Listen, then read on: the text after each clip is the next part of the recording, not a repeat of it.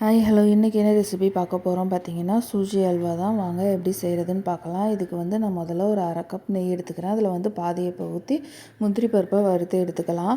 இது நல்லா வறுபட்டதுக்கப்புறமா இதில் வந்து 1/2 கப் ரவையை வந்து சேர்த்து லோ ஃப்ளேமில் வச்சு நல்லா வறுத்து எடுக்கணும். கலர் சேஞ்ச் ஆகணும், கருகிடக்கூடாது, அந்தளவுக்கு பொறுமையாக வறுத்து எடுக்கணும்.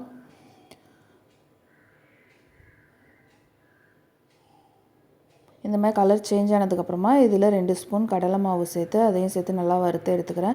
எந்த கப்பில் ரவை அளந்தோமோ அந்த கப்லேயே நம்ம 3 கப் அளவு தண்ணி சேர்த்து நல்லா வேக வச்சுக்கலாம் ரவையை. ரவை நல்லா வெந்து வரட்டும். வெந்து வந்ததுக்கப்புறமா நான் வந்து நம்ம மீதி இருக்க நெய்யில் வந்து இப்போ வந்து பாதி சேர்த்துக்கிறேன். அதையும் சேர்த்து நல்லா கலந்து விட்டுறலாம். இதுக்கு வந்து நான் 3/4 கப் சர்க்கரை எடுத்திருக்கேன். அது வந்து நம்ம இப்போ வெந்ததுக்கப்புறமா 3/4 கப் சர்க்கரையை சேர்த்து நம்ம நல்லா கிளறி விட்டுறலாம்.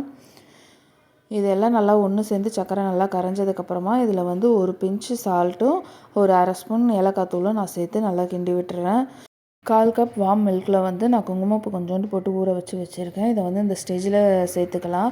இது எல்லாத்தையும் ஒன்றா சேர்த்து நல்லா கிளறி விட்டுறலாம். இது நல்லா ஒன்றா சேர்ந்து கிளறினதுக்கப்புறமா மீதி இருக்க நெய்யையும் வறுத்து வச்ச முந்திரியையும் சேர்த்து கிளறி இறக்கிட வேண்டியது தான்.